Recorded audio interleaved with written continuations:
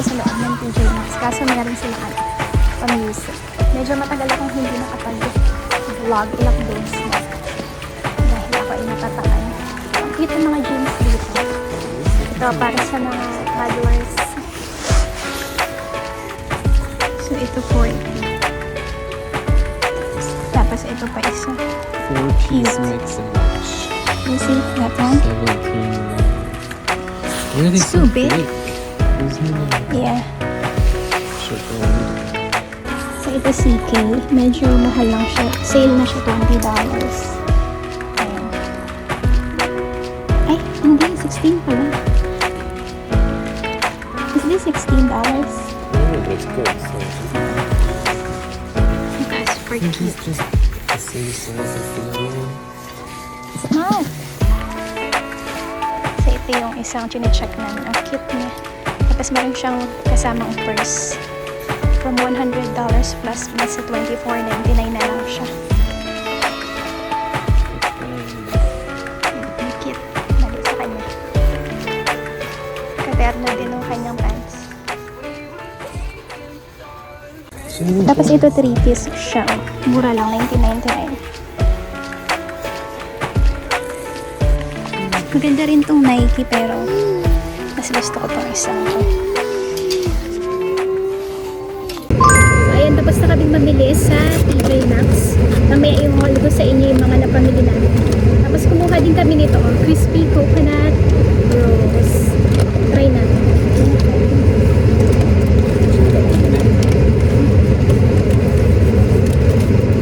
Lamig. So ayun na nga, mag-change kami ng hospital kasi nung nagpa-check up kami last time, doon kami sa isang hospital nagpunta.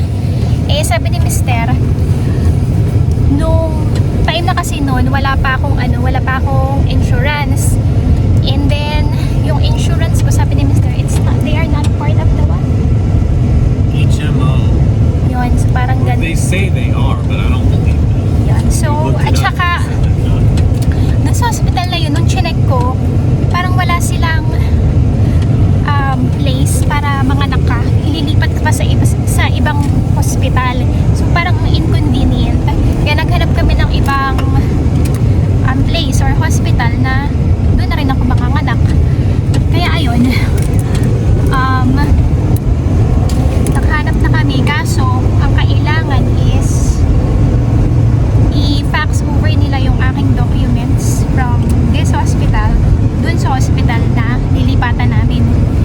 And sabi nung parang nurse noon, pwede nilang i-send yung documents pero kailangan kong pumunta para mag-sign ng consent. So ayun, kaya pupunta kami ngayon. Mga 1 o'clock pa kasi open naman daw sila hanggang 4 p.m. kaso naka-lunch sila between 12 and 1 p.m. So papunta na kami doon. Malapit lang siya sa bahay namin. So ito yung mga apartment dito. Bago siyang apartment. Wala pa siya. Ay, hindi ko alam kung may nag-occupy na dito. Dito yata sa part na to meron na. So, andito na kami sa hospital. Inaantay lang namin si Zayda matapos kumain nung binili namin sa TJ Maxx. Medyo hindi siya masarap. Sakto lang. Did you eat that whole thing? Matabang siya, matabang. Or did you throw it on the ground?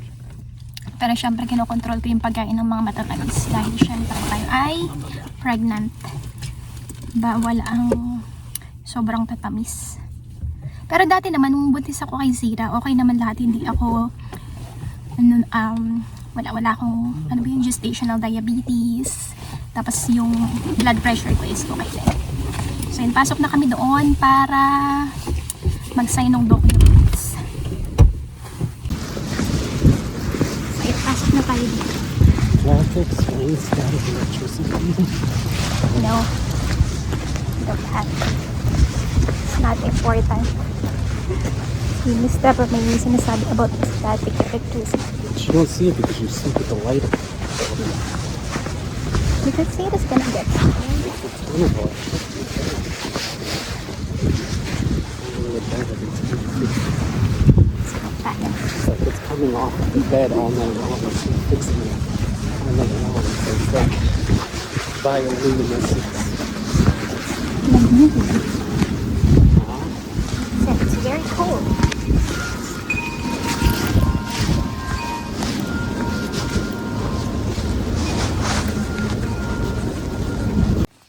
Si Zero naglalaro.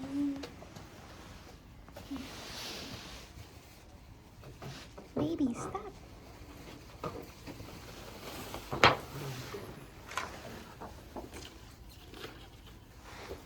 No. Hirap talaga pag may toddler na. So, ayan, nakauwi na kami sa bahay and i-haul ko sa inyo yung aming pinamili sa TJ Maxx, mga damit ni Baby Zeta. So, start natin dito sa winter jacket. Ito siya. May kasama tong purse. And yung price niya ay wala na yung price dito. Tinanggal yata nung $24.99. Ang ganda. Ako talaga yung pinush ko yan na kunin namin. Si Mr. kasi parang ayaw niya. Tapos ito, Nike. Mga sale siya. Same yung price niya. $24.99. Ayan. Cute. So, yung size nito is, love, what's the size of this? 40-50? Or 3T-40? 40. Mostly mga 40 siya. Tapos ito, very nice to. Only $19.99. Tatlong, tatlong items. So, merong jacket, tapos, merong pants, and merong long sleeves. Ayan. Bilis kasi lumaki ng sa mga edad ni Zeta, mabilis silang lumaki. So, talagang kumukuha kami ng mga items na medyo malalaki na sa kanya. Para hindi masayang. Mahal din kasi yung mga damit eh.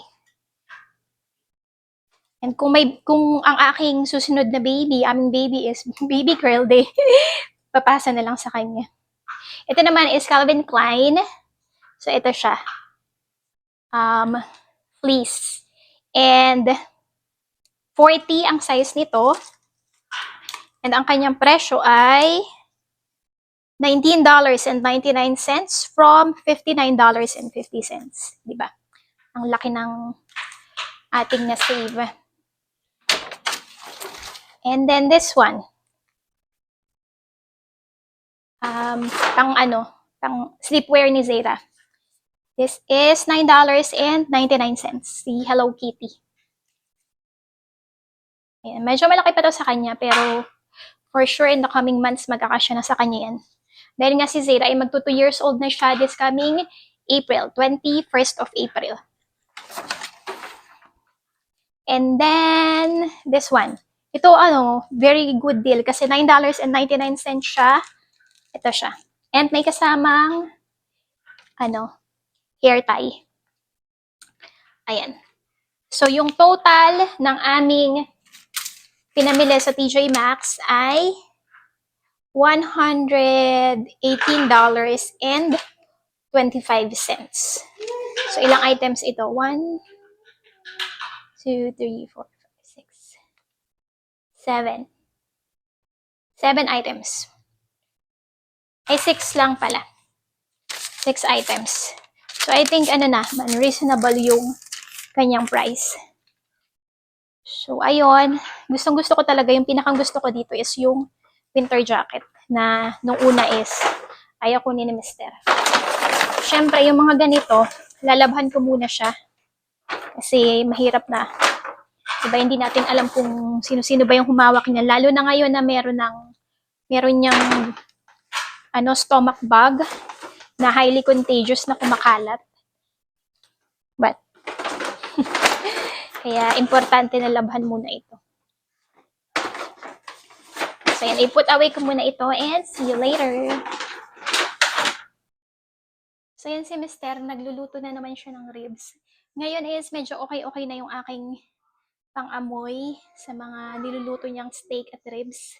Pero medyo ano pa din ako. Hindi ko pa rin siya masyadong gusto. So mag-story time lang ako sa inyo, no? Sa ngayon, yung pinaglilihihan ko sa tingin ko is kimchi. Sobrang adik na adik ako sa lasa niya. Ito, pakita ko sa inyo. Kakabili lang nito namin last 2 days ago sa Asian store. Malapit doon sa Walmart na pinag-groceryhan namin. Ayan. 2 days lang. Ayan, o paubos na siya. Kasi kinakain ko. Ngayon, sobrang dami kong nakain. And okay to, tiningnan ko naman siya sa internet. Okay naman sa mga pregnant women na kumain ng kimchi. So, wala siyang MSG, which is good. And all natural probiotics, non-GMO, and gluten-free siya. Kaya sabi ko kay Mr. gusto ko ulit ng ganito. Sabi ko nga sa kanya, magsusurvive na ako sa rice, kimchi, at egg. Pwede na sa akin. Sarap na sarap ako sa kanya. Parang hirap na hirap akong tumigil pagkain. Kaya lang, sabi niya, parang nag-gain na daw ako ng weight. Lumalaki na yung ganito ko. Which is normal naman kasi. Di ba? Pregnant. Pero nung buntis ako kay Sira, hindi ako masyadong lumaki nun eh. Kasi, as far as I know, yung pinakamabigat ko nun kay Sira is 45 kilograms lang. Kasi sobrang payat ko naman dati. Nasa 36 kilograms lang ako. Or 37.5 before pregnancy. Tapos, nung manganak na ako, nasa 45, 44 kilograms. So, ayun. Ngayon, hindi ko na maalala kung ano yung aking weight. So, dun sa mga susunod nating video, sasama namin kayo sa aming mga check-ups. Kung hindi tama rin to si Mr. mag-video-video. Kasi normally siya dapat ang mag-video dahil chine-check up ako nung doktor. Pero ayun, ganun siya. Ngayon na ako ay magte-13 weeks na, meron pa rin ako mga nararamdaman na mga morning sickness, ganyan. Pero hindi na siya ganun kalala. Unlike nung kay Zara, sobrang hirap na hirap talaga ako noon. Hindi ko alam dahil siguro wala akong ginagawa sa bahay. Lagi lang ako nakahiga kasi may katulong ako, may mga kasama ako. Unlike dito, wala akong choice kahit nahihirapan ako, kailangan kong kumilos. And pag ganun yung ginagawa ko, parang nakakalimutan ko yung aking morning sickness. So, I guess, ayun, pag andito ka talaga sa US at wala kang katulong, wala kang choice, talagang makakayanan mo lahat. And, ayun. Kaya, so far, so good naman.